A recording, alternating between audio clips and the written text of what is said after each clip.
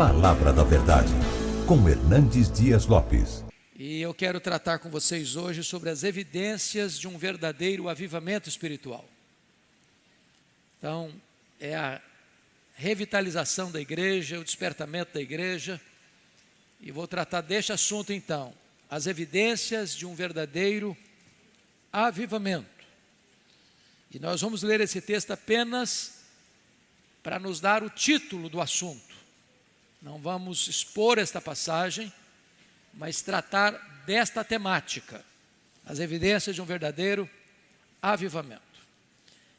Abacuque 3, verso 2. Queria que a igreja lesse comigo. Vamos juntos? Tenho ouvido, ó Senhor, as tuas declarações e me sinto alarmado. Aviva a tua obra, ó Senhor, no decorrer dos anos, e no decurso dos anos, faze-a conhecida. Na tua ira, lembra-te da misericórdia. Então o assunto é pertinente porque a oração dele é para que Deus reavive a sua obra no decorrer dos anos. Nós estamos vivendo um tempo da história, não estamos? Essa oração é para você e para mim. E ele define aqui, dentro de uma particularidade, o que ele entende por avivamento. É quando Deus tira a sua ira e expõe a sua misericórdia. Então vamos tratar dessa temática. A primeira coisa que eu chamo a sua atenção é que a palavra avivamento está desgastada. Eu me lembro que na década de 90, no Brasil inteiro, houve um despertar para buscar a Deus, para orar, para clamar aos céus por avivamento. E é claro que toda história de avivamento tem excessos. Cabe-nos ver o que é excesso e corrigir. Em outras palavras, eu não posso ir além da Escritura, eu não posso ficar aquém da Escritura. Se tiver excesso aqui e ali, cabe-nos corrigir. Porque todo avivamento precisa vir dentro das balizas das Escrituras. Não existe avivamento, como as pessoas às vezes pensam, que é um arrepio na espinha, na coluna, é emocionalismo, é sincretismo, é confusão. Não, nós não cremos assim. Avivamento não é mudança doutrinária, não é buliço litúrgico, não é novidade, não é inovação. Não, avivamento é uma ação sobrenatural de Deus na vida da sua igreja, trazendo quebrantamento, arrependimento, fome da palavra, sede de oração, sede de santidade, engajamento na obra missionária. Avivamento traz vitalidade para o povo de Deus. Então vamos ver primeiramente o que não é avivamento. Primeiro, avivamento não é um programa agendado pela igreja. Charles Finney cometeu um equívoco nesse sentido. Achou que poderíamos agendar um avivamento. Se nós fizéssemos isso, necessariamente teríamos aquilo. Então o avivamento estava na mão da igreja. Não se agenda avivamento. Quem dá avivamento é Deus, Ele é soberano para isso. É a ação do céu, é a intervenção divina. Segundo, avivamento não é mudança doutrinária. Tem gente que eu não quero estudar doutrina. A doutrina engessa, a doutrina põe peias. Eu quero uma luz interior. Eu quero uma experiência mística. Eu quero um arrebatamento e um êxtase emocional. Não. Eu não tenho que tirar uma vírgula da doutrina que possuímos e cremos para buscar avivamento. Aliás, preciso dela para me orientar na busca do avivamento. Terceiro, avivamento não é mudança litúrgica. Tanta gente confundindo. Na minha época, a luta era para ter um violão, ou era para ter uma bateria. E tinha gente que achava que se você tivesse um violão e uma bateria, você tinha avivamento. Hoje tem gente que acha que tem que pintar de preto, outro acha que tem que ter luzes, outro tem um monte de coisa que as pessoas estão inventando todo dia. E eu não estou dizendo que as coisas que estão inventando seja boa ou ruim. O fato é que mudança litúrgica não é avivamento. Porque quem muda? Sou eu. Então o avivamento está na minha mão. Não é a cor da parede, não é a quantidade de instrumento, não é o estilo de culto. Avivamento não é mudança litúrgica, embora o avivamento mexa com a liturgia formalista, ritualista, fria e morta. Quarto, avivamento não é uma onda emocionalista. Eu me lembro que visitei em Toronto, na chamada igreja do aeroporto, porque algumas novidades esquisitíssimas vieram de lá. Primeiro, rir no Espírito. O cara estava gargalhando, que perdia de vista. Aquilo era o Espírito Santo. Nada a ver. Depois era cair no Espírito. A pessoa entrava, caía, ficava lá dormindo. A pessoa assim. Horas, levantava e ia embora. Isso não é avivamento. Depois começou coisas piores. O cara latir no Espírito. Imitava um cachorro. São novidades estranhas, são coisas esquisitas, são coisas estapafúrdias, que não tem qualquer amparo nas Escrituras. Nós não somos contra a emoção. Para mim, o médico e pastor, Mark Lloyd Jones, diz o seguinte: eu não tenho nenhum problema com a pessoa cair. A questão é como ela se levanta. Porque tem gente se estribuchando no chão aí, dizendo que é o Espírito Santo. Mas se ela não teve nenhuma mudança ao se levantar, isso é histeria, isso é obra da carne. Em tempos de avivamento, pessoas se quebrantaram a tal ponto de cair em lágrimas, como quando Jonathan Edwards pregou o seu sermão, pecadores nas mãos de um Deus irado. As pessoas se agarravam nas colunas do templo e choravam. Mas tem que ter transformação, porque também carne não muda ninguém, não transforma ninguém. Só o Espírito Santo tem esse poder. Quinto, avivamento não é barulho, estardalhaço, buliço, ruído cultico. Não é subjetivismo, nem essa onda que às vezes as pessoas querem de sentir e não pensar. Às vezes eu vou em alguns lugares, eu tenho a sensação clara de que o interesse é despertar uma espécie de histeria coletiva ou um emocionalismo histérico. Até é possível você despertar isso nas pessoas, mas isso é vazio, isso não muda nada, isso não altera nada, isso não é avivamento. Mais do que isso, avivamento não é ênfase carismático no lateral, milagres, curas, exorcismos, sem observar a abrangência completa do Evangelho. Irmãos queridos, é possível que Deus faça milagres? É claro, Ele faz milagres. Nós cremos em milagres, nós pregamos sobre milagres, nós oramos por milagres, mas milagre não é avivamento. Pode até ser evidência, mas não é a causa e nem é a essência. Bom, para fechar, avivamento não é modismo. Não é modismo. Agora a onda é buscar avivamento. Não, não é modismo não. É um coração sedento de Deus, quebrantado por Deus. Então, eu me lembro que na década de 90, quando nós estávamos, quase todo o Brasil, a Igreja Presbiteriana inclusive, realizando congressos sobre avivamento, conferências sobre avivamento, reuniões de oração, vigílias sobre isso. Algumas pessoas, eu sou contra avivamento. Não é possível um crente ser contra avivamento. Não é possível. Porque avivamento não é obra humana, é obra de Deus. Eu não posso ser contra o que Deus faz. Às vezes nós corremos o risco, e agora eu puxo a brasa para minha sardinha ou a sardinha para minha brasa, e falo como um pastor presbiteriano.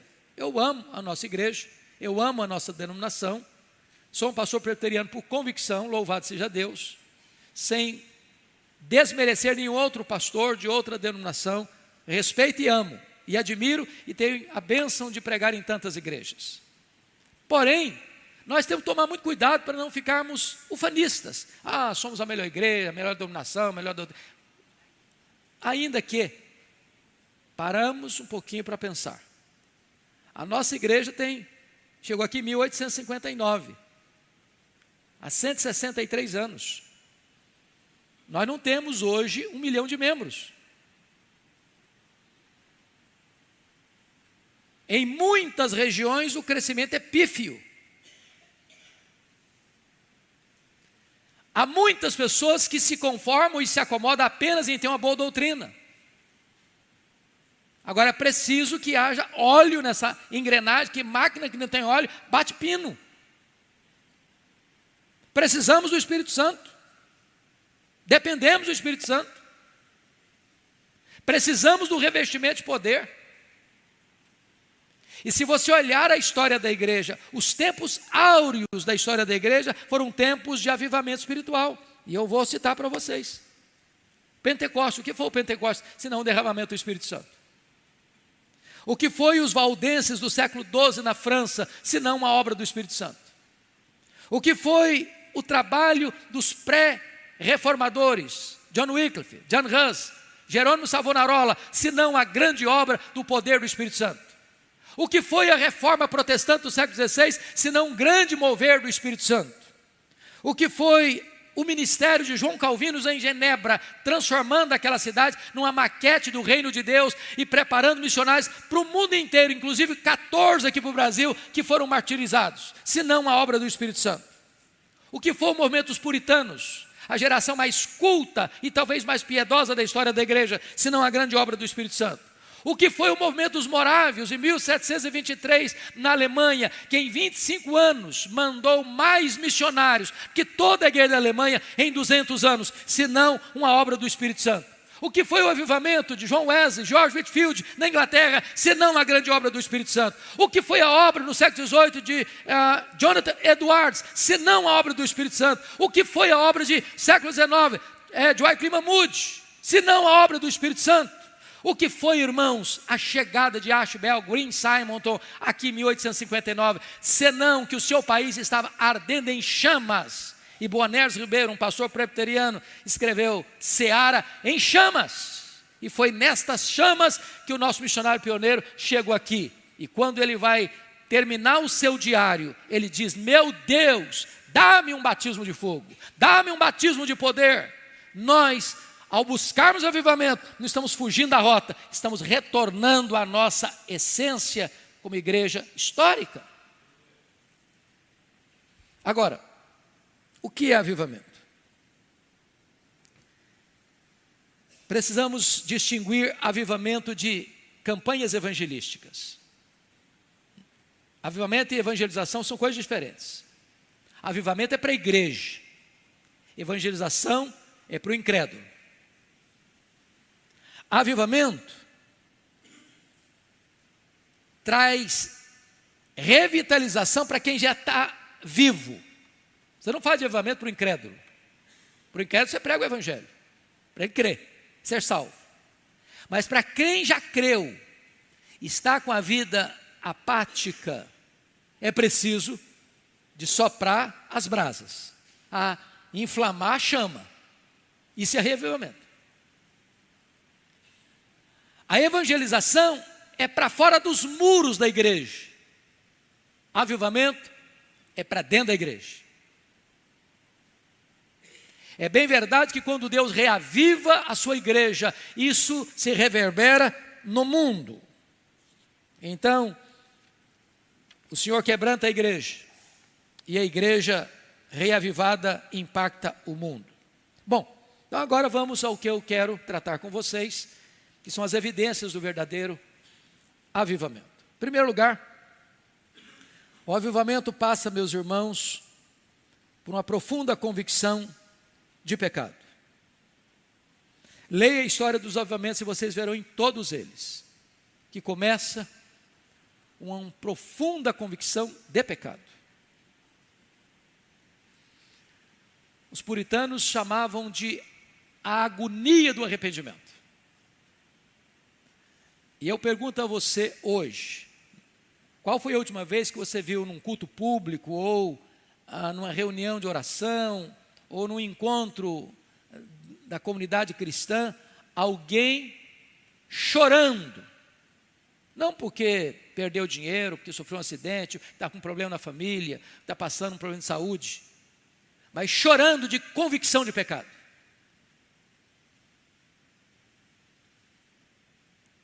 Qual foi a última vez que você chorou de convicção de pecado? E eu vou dizer para você que os que mais têm essa consciência de sentir agonia do arrependimento, não são as pessoas que estão vivendo uma vida assim, chafurdada na lama, não. Essas pessoas nem sabem que são pecadoras, ou nem têm consciência disso. As pessoas que mais reconhecem os seus pecados são os que mais perto de Deus andam.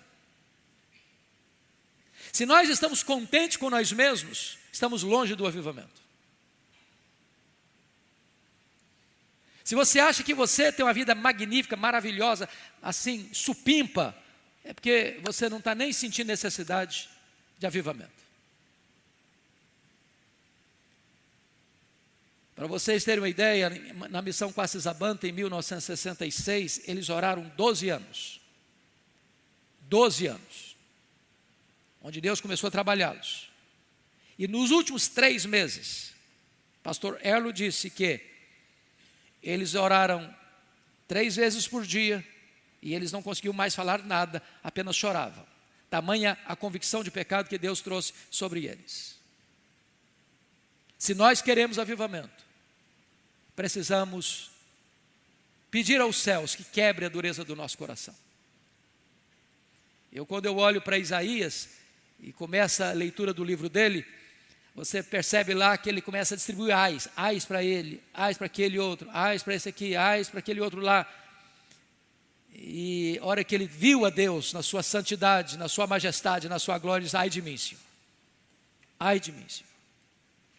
No avivamento ninguém está apontando o dedo para o outro. No avivamento você está olhando para você mesmo: meu Deus, tem misericórdia de mim. Todas as pessoas que têm consciência da glória de Deus disseram isso. Disseram isso. Ai de mim, Senhor. Pedro diz: afasta-te de mim, Senhor. Jó diz: eu me abomino no pó e na cinza. Paulo diz: miserável homem que eu sou. João caiu como morto aos pés do Senhor. Convicção de pecado. Segundo lugar, irmãos, avivamento demonstrado, um verdadeiro avivamento, quando você vê sede de Deus e ânsia pela manifestação da glória de Deus. Sede de Deus. Hoje nós pregamos sobre um personagem que pediu a bênção de Deus. E é claro que ele não está pedindo isso do ponto de vista egoísta, materialista. Porque tem muita gente querendo a bênção de Deus: o Senhor, eu quero um carro novo, eu quero uma casa nova, eu quero um emprego melhor, quero ganhar mais dinheiro. Não estou dizendo que isso é errado, não. Estou dizendo que isso é ilícito, não. É legítimo. Deus é o galardoador daqueles que o buscam. Deus é aquele que dá as coisas boas para os seus filhos. Então, não é errado você pedir: meu Deus, eu quero uma casa melhor, meu Deus, eu quero um carro melhor, que não vá tanto para a oficina. Eu me lembro de um carrinho que eu tinha, que era uma luta, todo mês na oficina, visitava mais o mecânico do que eu visitava os irmãos da igreja. Era uma confusão. Consertava uma coisa, piorava outra. Então você pode pedir a Deus um carro melhor, sim. Agora, você precisa da presença de Deus. A minha alma tem sede de Deus, do Deus vivo. Um dia na tua casa vale mais do que 1000 nas tendas da perversidade. Você quer saber uma coisa, se você gosta mesmo da presença de Deus? Já percebeu que tem gente que quando ajoelha para orar, em 5 minutos ele não tem mais papo, ele não tem mais assunto com Deus? Ele esgota a oração dele, ele não sabe mais o que fala, ele levanta, parou a oração, acabou. Porque ele não tem assunto. Você não tem assunto com gente estranha, você tem que ter intimidade com Deus, você tem prazer em Deus, deleite em Deus. Eu nunca me esqueço, pastor Daniel, quando eu estava no 4º ano do seminário. Eu era um aluno razoavelmente bem aplicado. Até porque eu era muito ruim em qualquer tipo de esporte, sempre fui. Então, quando eu me aventurava no campo, o pessoal jogava bola e tinha muito jogador bom, eu era o reserva dos pernetas. Então, meu time era o mais fraco, entrava, já levava goleada em 5 minutos e ia embora. Eu falei: não sirvo para isso mesmo, meu negócio é estudar, então vou estudar. Então, no último semestre, eu vou fazer uma visita à igreja em Franca, e uma jovem me fez uma pergunta que eu não gostaria que ela tivesse feito. Na hora eu não gostei da pergunta. Disse: meu filho, e aí? E a sua vida com Deus? Falei, mas que negócio, eu não sou seminarista? Eu não estou me preparando para ser pastor? E era, desculpem da falta de modéstia, eu era o primeiro aluno da minha turma, nos 4 anos. Em nota, pelo menos. Falei, mas que abuso dessa menina. Quer saber da minha intimidade com Deus? E aquilo foi um tapa na minha cara. Eu voltei para o seminário e disse, meu Deus, na verdade, eu sou um péssimo aluno. Porque eu tenho boas notas, mas eu não tenho sede de ti. Estou gostando mais de livro do que da tua presença. E eu parei toda a minha agenda. E lá no seminário tinha uma sala chamada sala de meditação. Era a sala de oração, mas vazia, não frequentada. E eu comecei a ir para lá sozinho. Na segunda semana, meus colegas me viram ir, foram comigo. Depois aquela sala estava cheia. E depois a hora mais ansiada da minha vida era aquela hora. E depois colegas que nunca tinham entrado no meu quarto, disse, olha, abrindo o coração, ora por mim, ore por mim, ore por mim. Começou a fazer fila. Sabe por quê? Quando você começa a ter sede de Deus, as coisas começam a acontecer. Deus é a fonte da vida. E avivamento começa com sede de Deus. Deus vai derramar água, é sobre o sedento. As torrentes chegam, é como a terra está seca e sedenta. Louvado seja Deus. Você quer pensar em avivamento? Terceira marca. Avivamento vem, irmãos, como através de vida abundante de oração. Nunca encontrei na história dos avivamentos nenhum, sequer, sem exceção, que não fosse precedido por oração, oração, oração. Jonathan Edwards chegou a dizer, que era o teólogo do avivamento, que quando Deus pretende fazer coisas grandes no seu reino, primeiro, Ele desperta a sua igreja para orar. Convenhamos, a maioria das reuniões de oração nas igrejas estão no CTI. Se convida para um churrasco, tem frequência. Para uma festa, tem frequência. Para um aniversário de criança, tem frequência. Para um aniversário de casamento, tem frequência. Convida para orar, está vazio. As pessoas estão ocupadas demais para se ocuparem com Deus em oração. Se nós queremos uma visitação do céu, se nós queremos os céus abertos, se nós queremos avivamento, é necessário, irmãos, que a igreja se desperte para orar. Isso não é uma exceção, isso é uma regra absoluta. Para mim, uma das coisas mais marcantes, e talvez é importante porque aqui está o começo da Igreja Presbiteriana do Brasil, foi o começo do avivamento nos Estados Unidos no século XIX. Aquele avivamento começa basicamente no dia 27 de setembro de 1857, com um missionário urbano, Jeremias Lampier, em Nova York. Era um homem de negócios e ele deixa o seu trabalho para ser missionário. E ele escreve um folheto, distribui nas ruas de Nova York, chamando as pessoas para uma reunião de oração, meio-dia no hotel. Primeiro dia, meia hora, sozinho. Final, 6 pessoas. Segundo dia, 10 pessoas. 30 pessoas. Em 6 meses, tinham 10 mil homens de negócio orando por avivamento nos Estados Unidos. O país inteiro ficou em chamas. Em 2 anos, 1857, 1859, mais de 2 milhões de pessoas convertidas. Boanerges Ribeiro, como disse agora há pouco, escreveu a biografia de Dwight Lyman Moody e chamou de Seara em Chamas. E foi no epicentro deste avivamento que o jovem filho de um presbítero, de um médico, deputado, Ashbel Green Simonton, sendo o caçula da família, ouvindo um sermão do seu professor, Rod, tem o coração inflamado para vir para o Brasil. Ele vem para cá como fruto do avivamento dos Estados Unidos. A Igreja Presbiteriana do Brasil foi plantada dentro dessa vertente de avivamento espiritual, de oração, de busca a Deus. E eu quero encorajar você, meu irmão, a retomar a agenda do avivamento e a repensar a sua vida de oração. Mas, quarta evidência do avivamento, meus amados, é sede da palavra de Deus. Meus amados, nós vivemos uma geração privilegiadíssima. Privilegiadíssima. Para vocês terem uma ideia, a coisa mudou tanto que em 1978, quando eu fui para o seminário, eu era um dos seminaristas mais pobres do seminário. Eu fui comprar um terno no último ano para a formatura.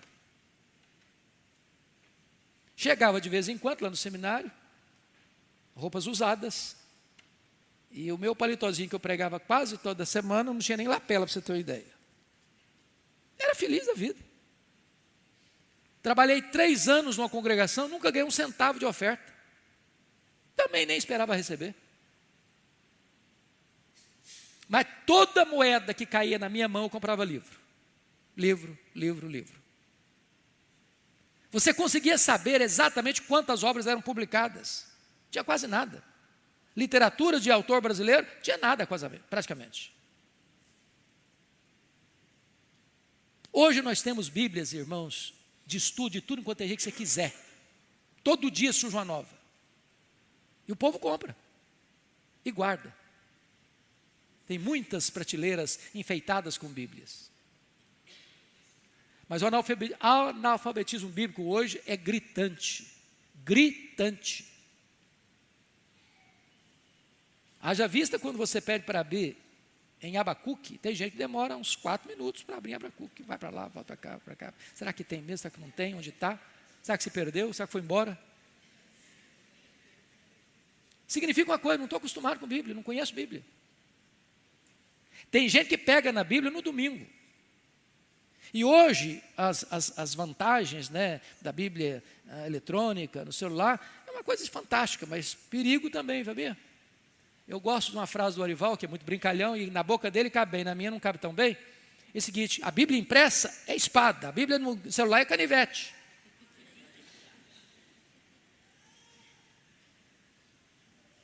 Eu quero encorajar você, no mínimo, pelo menos, ter uma Bíblia em casa de estudo. Você sublinha, você anota. Você memoriza.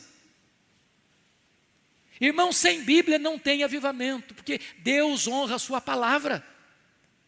É a palavra que tem um mapa, é a palavra que tem a orientação, é a palavra que tem a substância, o conteúdo. Sem Bíblia não vai.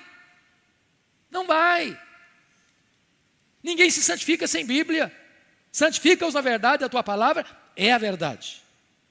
Então, uma igreja que quer avivamento é uma igreja que se volta para a Escritura, para ler a Bíblia, para meditar na Bíblia. E eu não estou dizendo, porque tem pessoas que dizem: pastor, eu li a Bíblia 10 vezes. É ok. E o que você guardou? O que você memorizou? Ele lê assim, pá. É só para quê? Eu li 1 vez, 2 vezes, 5 vezes, 10 vezes. Para um pouquinho, irmão. Para. Medita. Memorize. Aplique. Pegue um livro da Bíblia e more nele 1 mês. Mergulhe nele. Usufrua, desfrute. Quinta evidência de um verdadeiro avivamento: busca de santidade. Meus amados irmãos, foi J.I. Packer, considerado o maior teólogo do século XX, que disse o seguinte: o cristianismo nos Estados Unidos e no Canadá tem 5.000 quilômetros de extensão e 5 centímetros de profundidade. Stanley Jones afirmou: o maior problema do cristianismo não é o anticristianismo, é o subcristianismo. Cristianismo raso,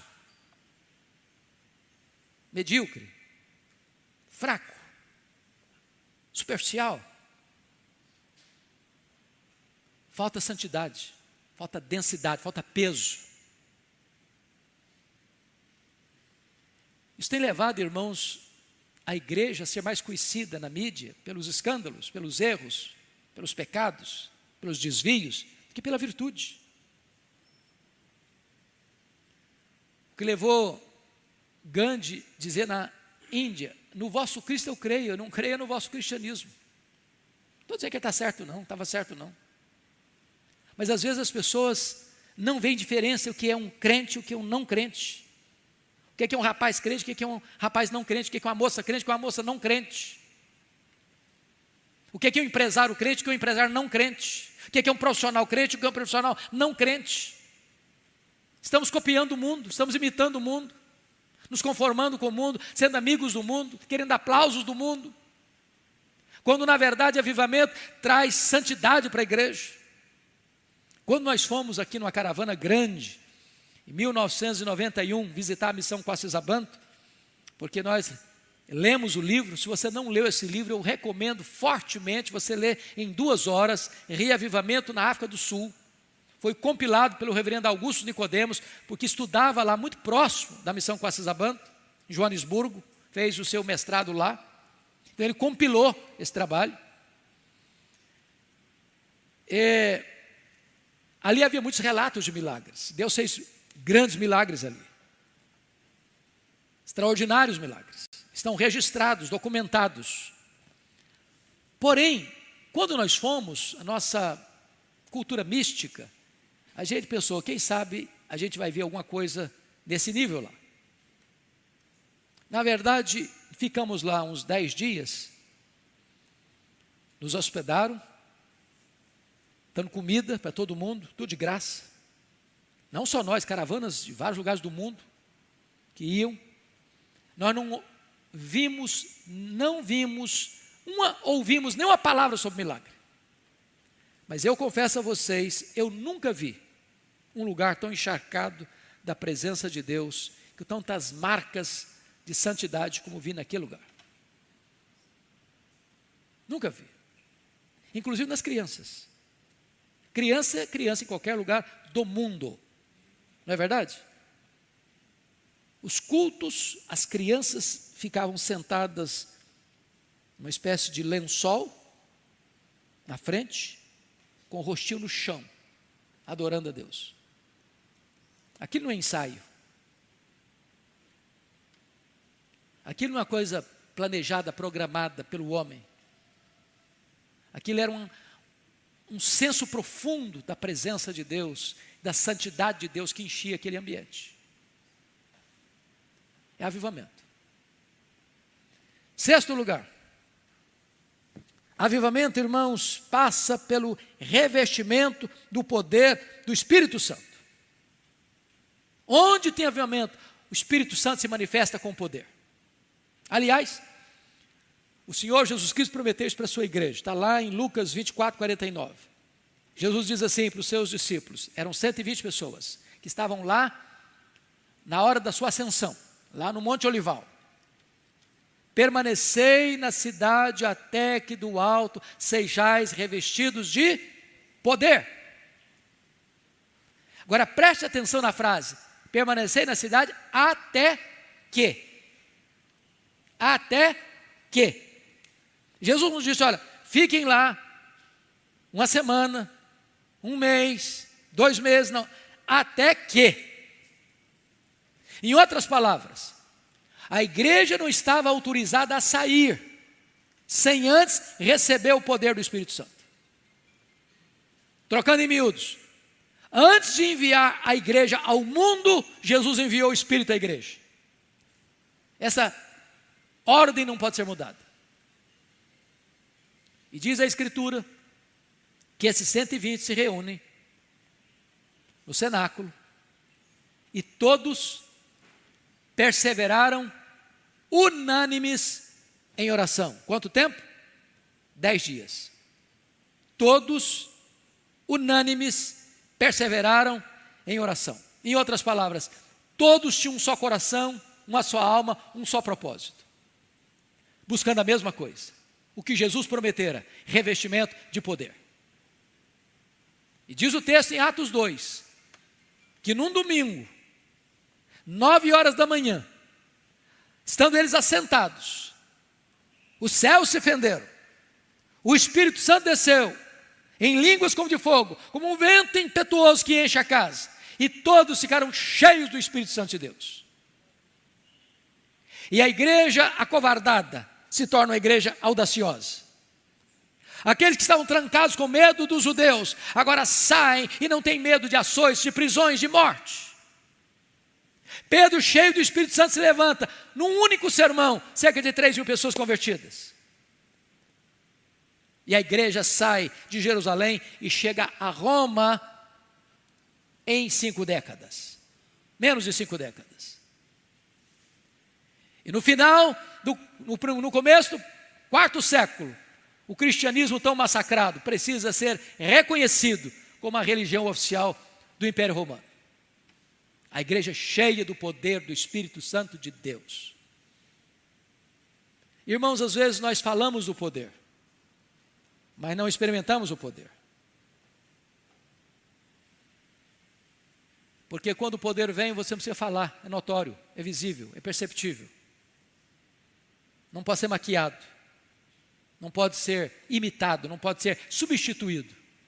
Essa é a marca do verdadeiro avivamento. Revestimento do poder do Espírito Santo. Mas só me permita ilustrar isso com o ministério de Jesus. Porque Jesus era um homem perfeito. Nele não havia pecado. Mas o próprio Jesus, sendo o homem perfeito e o modelo, ele não abriu mão do poder do Espírito.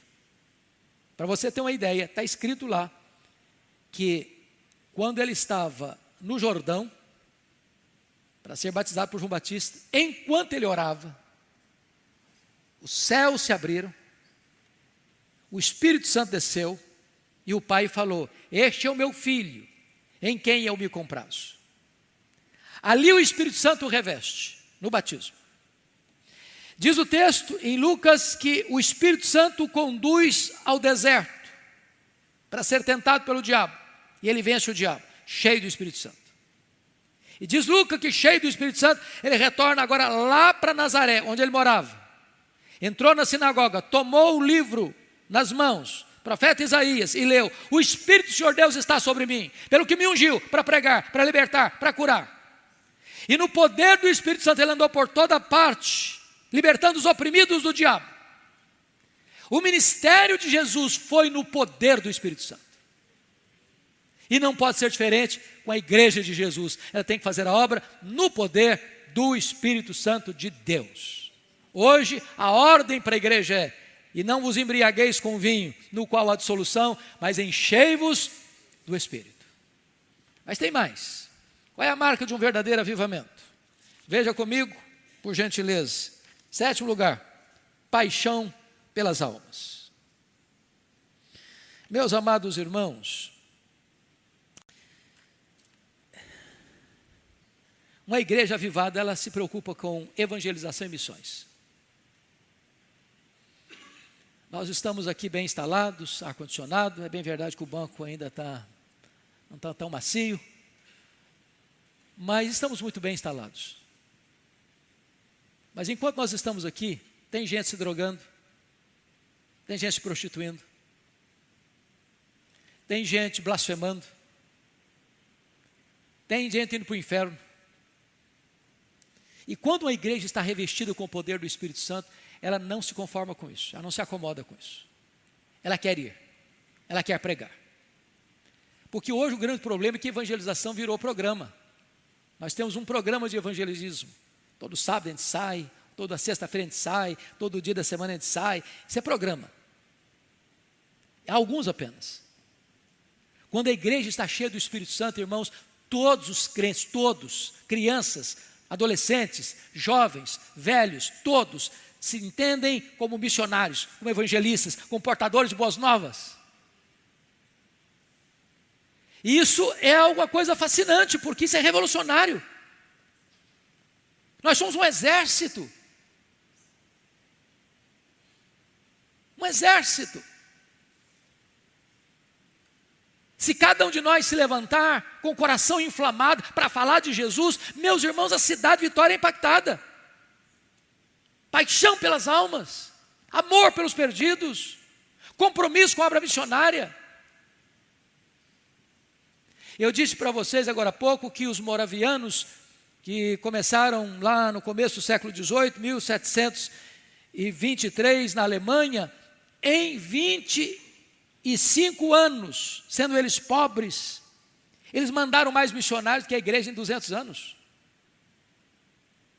Uma igreja missionária, viva, que cresce, porque ela não pensa nela.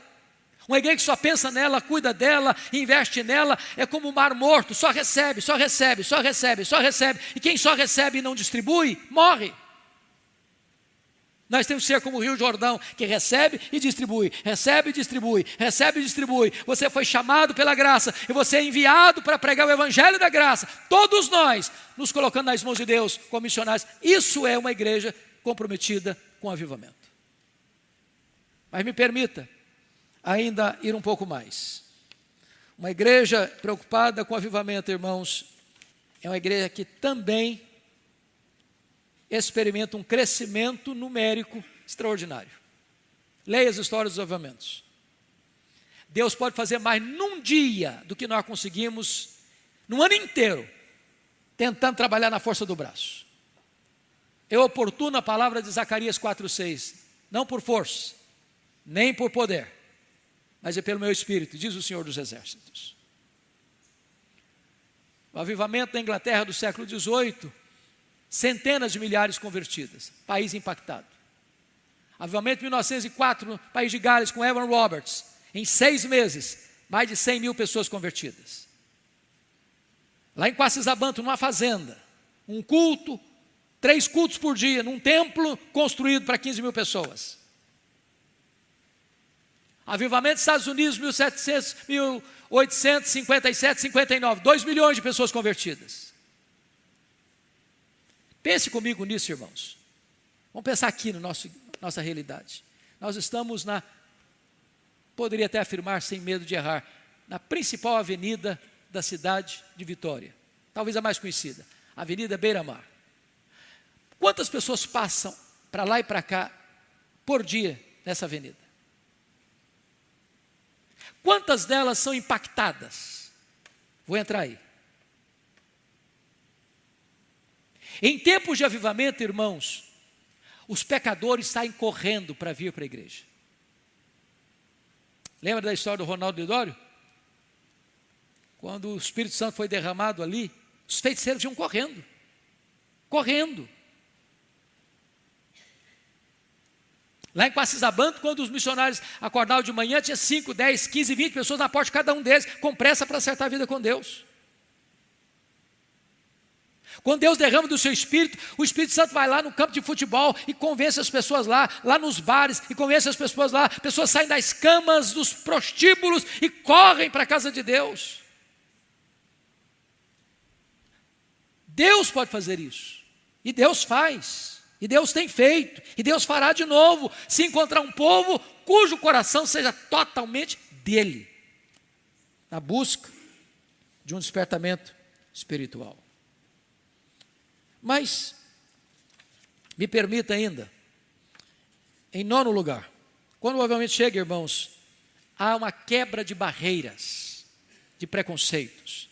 Me permita dar um exemplo aqui histórico. John Wesley, George Whitefield, 2 grandes líderes da Inglaterra. George Whitefield era um calvinista, maior pregador de praça pública da história da humanidade.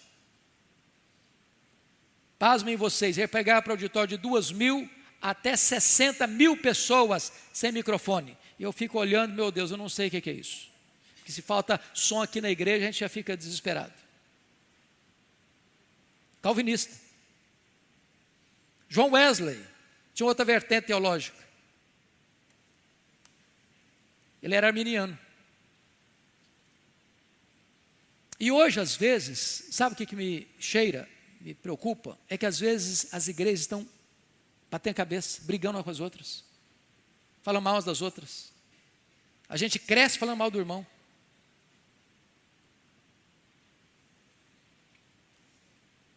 E eu não estou dizendo que você vai abrir mão da sua doutrina, da sua convicção, de presbiteriano, da sua teologia calvinista, reformada, de jeito nenhum, de jeito nenhum.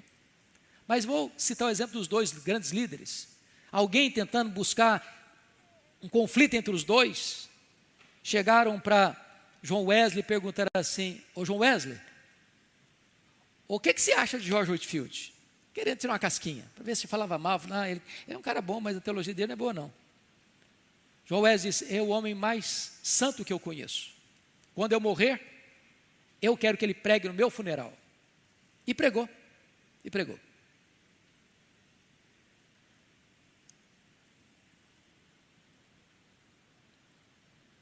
Aliás, me perdoe da ilustração, é o contrário. Perguntaram para George Whitefield o que ele achava do Wesley. Esse é o homem mais santo que eu conheço. Quando eu morrer, quer que eu pregue no meu funeral. E pregou. Aí perguntaram para o Wesley assim: ô Wesley, o que você acha de George Whitefield? Você acha que você vai vê-lo no céu? Wesley disse: acho que não. Ah, não? Não, acho que não. Mas por quê? Você acha que não vai para o céu? Ele respondeu: não, eu acho que vai estar tão perto de Deus que eu não vou chegar pertinho dele. Não vou conseguir chegar pertinho dele. Esses dois líderes, embora de vertentes diferentes, tinham esta intimidade de comunhão. O que é importante dizer, irmãos, que quando chega o avivamento, a placa da igreja não é o mais importante. Volto a dizer aquele famoso sonho de John Wesley. John Wesley sonhou que foi para o inferno. Sonho terrível. Isso não é sonho, isso é pesadelo. Chegou lá no inferno e perguntou: tem presbiteriano aí? Está cheio. Tem metodista? Tem muitos. Católico? Tem muito. É isso? Tem muito. Tudo tinha muito. Ele ficou chocado no sonho. Aí foi para o céu, no sonho. Perguntou assim: tem presbiteriano aí no céu? Tem não. Não tem, não tem. Tem metodista? Tem nenhum. Tem católico? Também não tem. Falei: mas então quem que tem aí? Aqui só tem aqueles que foram lavados no sangue do Cordeiro. Não é a denominação. Embora amamos a nossa denominação, honramos a nossa denominação, queremos servir a Deus na nossa denominação com todo zelo, mas quando o avivamento chega, irmãos, você olha aquele que foi lavado no sangue do Cordeiro, você é meu irmão, vou morar com você no céu, nós somos um só povo, uma só família, um só rebanho, uma só igreja, louvado seja Deus. Em último lugar, 10º lugar, avivamento, irmãos, traz transformação para a sociedade. A sociedade está doente. Doente. Tem hora que eu olho para o Brasil, dá vontade de chorar, dá um nó na garganta. Não sei se você sente a mesma coisa, mas me dá um nó na garganta.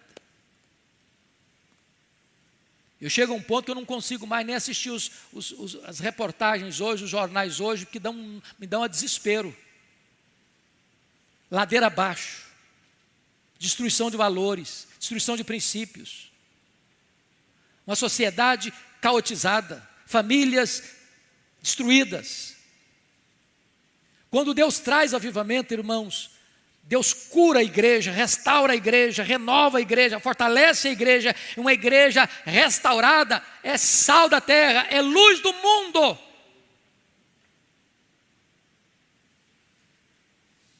Aqueles que examinaram com mais vagar o avivamento da Inglaterra no século XVIII, disseram que foi o avivamento inglês do século XVIII que salvou a Inglaterra do banho de sangue da Revolução Francesa. A igreja não se conforma com o mundo, a igreja é agente do reino no mundo. O crente influencia onde ele está, na sua casa, na sua família, no seu trabalho, na sua empresa, na sua fábrica, na sua indústria, nos seus negócios, nos seus relacionamentos, dentro do táxi, dentro do ônibus, dentro do avião, onde ele está, ele é uma referência e ele impacta o meio que ele vive. E a sociedade é impactada e é transformada. É triste quando você vê um país como os Estados Unidos, que foi formado debaixo do signo da bandeira do evangelho protestante, dos puritanos, que chegavam e plantavam uma escola como Harvard, uma escola plantada por um missionário, como o nosso Mackenzie, plantado por um missionário, E você vê hoje, Harvard hoje patrocinando o ateísmo e não crendo mais na existência de Deus. E a América hoje se rendendo, como um autor muito conhecido nos Estados Unidos hoje, falando que a América está rendida ao marxismo cultural.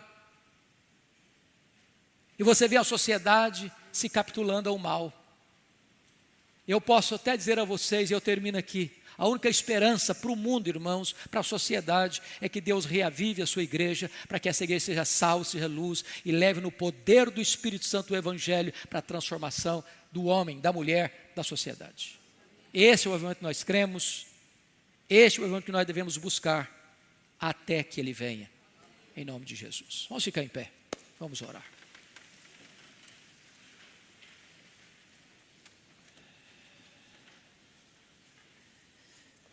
Deus amado,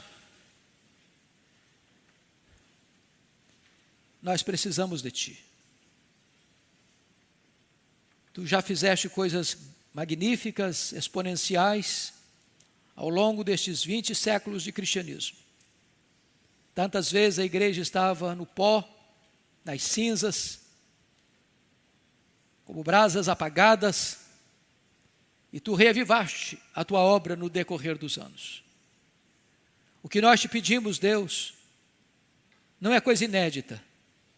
O que nós te pedimos é que aquilo que Tu já fizeste, que Tu possas fazer de novo. Por amor do Teu nome, por amor da Tua glória.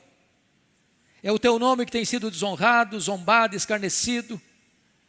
Então manifesta-te a nós, para que os Teus inimigos saibam que Tu és Deus. Levanta a Tua igreja, reaviva a Tua obra, inflama o nosso coração. Desperta-nos para uma vida plena, maiúscula, cheia do Espírito Santo. Nós precisamos de Ti. Não te vás, ó Deus, de nós. Volta-te para nós, na Tua ira, lembra-te da misericórdia e reaviva a Tua obra no nosso coração, na vida da Tua igreja. Em nome de Jesus. Amém.